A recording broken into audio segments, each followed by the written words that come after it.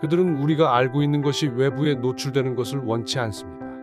그들은 CNBC나 매스컴에서 접할 수 없는 것들이죠. 또한 우리 학교 시스템도 그들이 프로세스의 일부이기 때문에 우리에게 이를 절대로 가르쳐주지 않을 것입니다. 가짜 돈, 가짜 선생님들로부터 부자들의 게임을 알 수 있을까요? 저의 부자 아버지가 부자가 되는 게임을 가르쳐 주셨습니다. 당신이 만약 은행 종사자라면 알 수도 있겠죠. 학교에서는 돈에 대해 아무것도 가르쳐 주지 않습니다. 이것은 실수나 우연이 아닙니다. 저는 이것을 알고 있습니다. 다른 사람들도 알 거예요. 대부분의 사람들은, 그러니까 가난한 사람들과 중산층들은 상위 극소수의 부자들만 알고 있는 돈을 버는 방법을 가르쳐 주지 않고 그저 열심히 일하고 현상 유지하는 방법을 알려줍니다. 그래서 제가 1997년에 출간한 부자 아빠, 가난한 아빠에서 부자들이 그들의 자녀에게 어떻게 돈에 대해 가르치는지에 대한 내용을 다루었습니다. 가난한 사람들과 중산층들은 그렇게 하지 않습니다. 가난은 매우 고통스럽습니다. 저는 이런 것들을 좋아하지 않아요. 또한 우리 학교 시스템 체계가 매우 잘못되어 있고 문제가 심각합니다. 은행 시스템이 불공정하고 불공평하며 문제가 많다는 것은 모두가 알고 있습니다. 정치가 부패되어 있다는 것은 우리 모두가 다 알고 있습니다. 하지만 학교 교육 체계도 마찬가지입니다. 은행 시스템과 정치적인 것이 한 가지 문제일 수도 있지만 우리가 아이들을 보내고 그곳이 올바른 일을 하도록 가르치는 곳이기 때문에 더 큰 문제라고 생각합니다. 하지만 학교와 선생님들은 아주 기본적인 것조차 가르치지 않고 있습니다. 어떤 근본적인 것에 대해 당신이 어릴 때 아버지께 물었던 것처럼요. 아이가 아빠 돈을 벌려면 어떻게 해야 해요? 라고 물으면 선생님한테 물어봐. 라고 이렇게 말이에요. 선생님들에게 언제 돈에 대해 가르칠 건가요? 아마도 결코 절대 가르치지 않을 겁니다. 언제나 그렇듯이요. 당신은 분명히 알고 있어요. 그러니 아이에게 금융에 대한 지식을 나눠주세요. 자, 그럼 누군가 물을 거예요. 금융 교육이 뭔가요? 그럼 대다수가 그냥 직업을 구해서 열심히 일하고 돈을 절약하고 좋은 금융 포트폴리오를 만들면 됩니다. 예로 주식, 채권, 투자 기금 및 ETF 등등 이런 것들이요. 그런데 이게 아닙니다. 금융산업은 두 가지로 이루어져 있습니다. 부채와 세금입니다. 1971년 닉슨 대통령은 금과 달러의 교환을 금지하였습니다. 미국의 달러는 부채가 되었습니다. 그런데도 우리는 여전히 학교에 다니는 아이들에게 열심히 일하고 돈을 절약하고 빚을 갚아야 한다고 가르쳐집니다.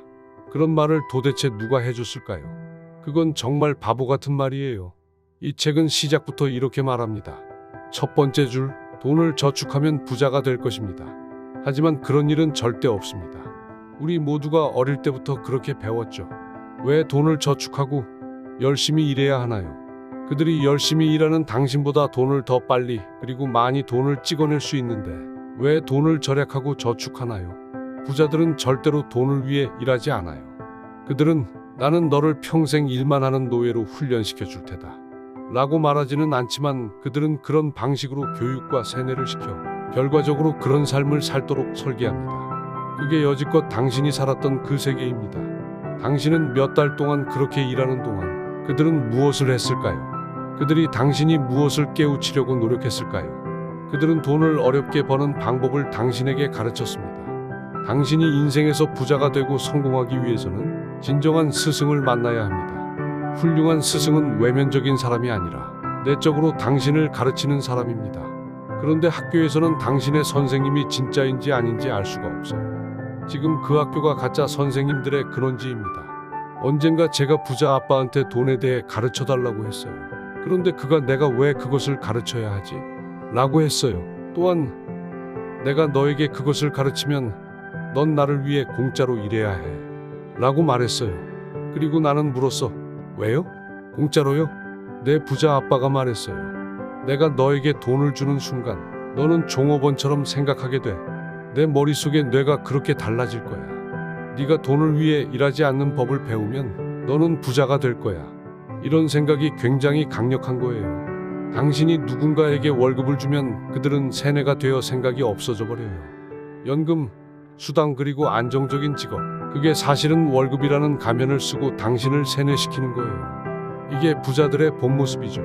할 일이 없어진 남자에게 하루 먹을 물고기를 주는 게 아니라 그에게 낚시를 가르쳐 주는 게 가장 중요한 핵심 포인트인 거죠. 대부분의 가난한 사람들은 자산과 부채를 혼동합니다. 그들은 사실상 부채인 자신의 집을 자산으로 생각합니다. 자산은 현재 보유한 것, 그러니까 집 같은 명사예요. 현금이 들어오는 것은 동사죠. 그래서 그게 자산인지 부채인지 판단하려면 명사와 동사를 붙여서 생각해보세요. 당신 주머니에서 돈이 나가면 부채이고 돈이 지갑으로 들어오면 자산인 거예요. 쉽게 말하면 여러분이 만약 부동산을 매매해서 월세가 들어오면 자산이고 이로 인해 대출이 생겨서 이자를 내면 부채인 거죠. 나는 지금 7,000개가 넘는 임대 부동산을 소유하고 있어요. 그건 자산이에요. 매달 현금이 내 주머니에 들어와요. 하지만 어떤 사람들은 언덕 위에 성 같은 큰 집을 가지고 있고 현금이 주머니에서 빠져나가고 있어요. 그들은 결국 파산하죠. 이게 바로 생각의 차이이죠. 가난한 사람들이 이해하지 못하는 게 있어요. 사람들에게 가장 큰 지출은 세금과 금융사의 이자라는 점이에요. 그것들은 우리가 심지어 알지도 못하는 사이에 일어납니다. 이상하지 않아요? 주변을 걸어다니면서 월급 통장을 보고 이상하다 라고 생각할 때가 있지 않나요? 대부분의 사람들은 정부가 당신 주머니를 털어가고 있다는 걸 눈치채지 못하고 있어요. 당신은 그것을 최소화하기 위한 노력을 아무것도 하지 않아요. 이게 부자와 가난한 자의 가장 큰 차이점입니다. 돈을 위해 일하지 않는 부자들의 가장 큰 지출과 걱정은 바로 세금이에요. 이제 돈을 벌어들이는 것, 수입에 대해 말해볼게요. 수입 소득에는 세 가지 종류가 있어요. 근로소득, 금융 포트폴리오 소득, 수동적인 소득, 예로 임대업, 투자, 온라인 비즈니스, 저작권, 로열티 등이요. 당신이 직장에 다니면 근로소득이죠. 의사나 프로그래머처럼 일해서 얻은 소득은 모두 근로소득이에요. 만약 10달러에 애플 주식을 사서 20달러에 판다면 그게 포트폴리오 소득인 금융소득이에요. 하지만 수동소득들은 세금이 붙지 않아요. 미국에서 일반 서민들은 지금 부자들에게도 세금을 붙여라 라고 소리치고 있어요. 나는 그럼 그들에게 행운을 빌어 이라고 해요. 왜냐하면 대부분 그렇게 불평화만 하고 이 세 가지 소득이 무엇인지도 모른답니다. 그리고 부자들은 어차피 직업을 갖지 않아요. 자산을 갖죠. 그래서 보통의 사람들과 가난한 사람들은 아이를 학교에 보내고 이런 것들을 가르치거나 배우지 않아요. 매우 적은 소수의 사람들만이 이것을 이해하고 받아들이겠죠. 100만 달러를 벌고도 세금을 전혀 내지 않는 방법 같은 걸 말이죠. 제 부자 아빠가 모노폴리 게임을 저에게 가르쳐 주셨습니다. 어떻게 하냐면 4개의 초록색 주택, 하나의 빨간색 호텔을 가져야 하는 거예요. 그러니까 맥도날드의 형태로 말이죠. 그래서 제 책에 레이 크룩의 맥도날드에 대해 설명하고 있어요. 맥도날드는 사실 햄버거 사업보다는 부동산 사업을 하는 거예요. 햄버거를 판매하지만 부동산을 매입하고 세금을 내지 않죠. 그들은 세금을 아예 낼 필요가 없어요. 아마존의 창업자 제프 베이조스라고 여러분도 아실 거예요. 그분은 연간 160억 달러를 버는 사람이요. 그 돈에서 얼마나 많은 세금을 내나요? 바로 0원입니다. 이 모든 것은 합법적이고 누구나 할 수 있어요. 모두가 할 수 있는 거예요. 하지만 대부분의 사람들은 이런 교육을 받지를 않았으니 잘 모르죠. 그래서 빚을 돈을 버는 수단으로 쓸 수만 있다면 다시는 가난하게 살고 있지 않을 겁니다. 은행들이 도와줄 거예요. 그래요. 은행들이요.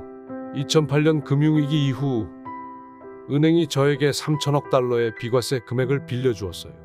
일반 사람에게 왜 빚을 활용하지 않는 거죠? 라고 물어보면 왜냐하면 그 이유가 신용등급이 너무 안 좋아서요 라고요. 그들은 대출조차 받지 못해요. 학교 선생님들은 그런 걸 도무지 가르쳐 주지 않아요. 왜냐하면 그들도 그걸 모르거든요. 제 가난한 아빠도 몰랐어요.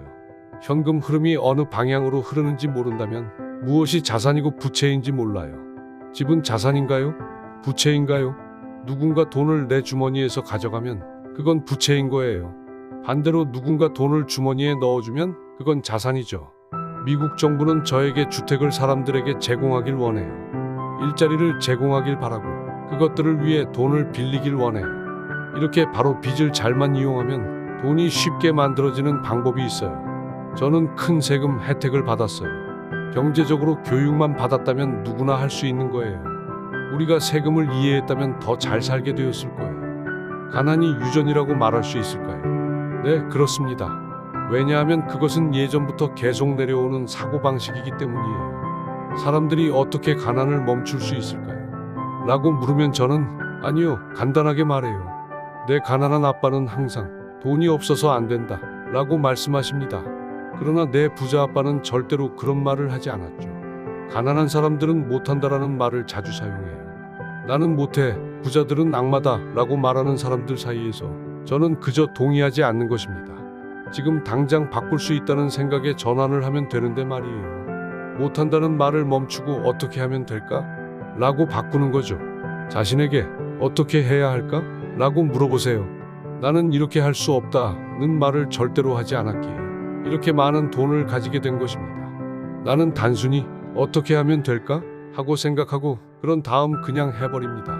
물론 많은 실수를 하기도 하지만 그것이 내가 배우는 방법입니다. 이렇게 사고방식을 바꾸어 투자하고 미래의 부자가 되는 기회를 갖도록 하는 거죠. 맞아요. 저도 예전에 3천억 달러를 대출하려 했을 때 할 수 없었어요. 내 경제 상태를 보여주었지만 은행에서 거절당했고 수차례 거절당했을 때 왜 내 대출을 거절하나요? 여기 숫자들을 보세요. 내가 이 숫자들을 수정하면 대출이 되는 건가요? 그럼 그들은 매뉴얼에 적혀있는 말투로 미안하다, 지금은 안 됩니다 라고 말합니다. 이렇게 수없이 거절당했어요. 내 와이프가 나를 6개월간 거절한 것처럼 말이죠. 이것은 그저 개인적인 의지력 문제입니다. 만약 그들이 할 수 있다면 나도 할 수 있다고 말하는 거죠. 그리고 어떻게 할 수 있을까요? 어떻게 해야 할까요? 라고 말이죠. 말이 씨가 된다라는 속담이 있죠. 지능은 실수와 실패를 통해 성장하며 좋은 일과 나쁜 일, 그렇게 배운 것을 실행하는 경험을 통해 많은 데이터가 쌓일 수 있어요. 그렇게 생각을 바꾸면 당신의 말이 진짜 현실이 됩니다. 부동산은 진정한 자산이에요. 부동산이 나를 더 부유하게 만들었어요. 저는 돈을 벌기 위해 사람들에게 돈 벌기를 가르쳤어요. 모든 인간은 결점을 가지고 있어요. 만약 그들이 이 메시지를 받아들이면 새로운 삶을 얻을 수 있어요. 그러나 이 메시지를 이해하지 못한다면 계속해서 그들의 인생은 아래로 내려가게 되죠. 그런데 제가 어떻게 부자에 도달했을까요? 내가 더 부유해진 이유는 돈이 필요하지 않고 돈을 만들 수 있기 때문이에요. 저는 많은 실수를 범하면서 경험을 쌓고 공부했어요. 당신이 볼 때 사람들이 실수하고 실패하는 것을 두려워한다면 그렇게 살도록 내버려 두세요. 그럼 당신은 더욱 부자가 되었을 테니까요.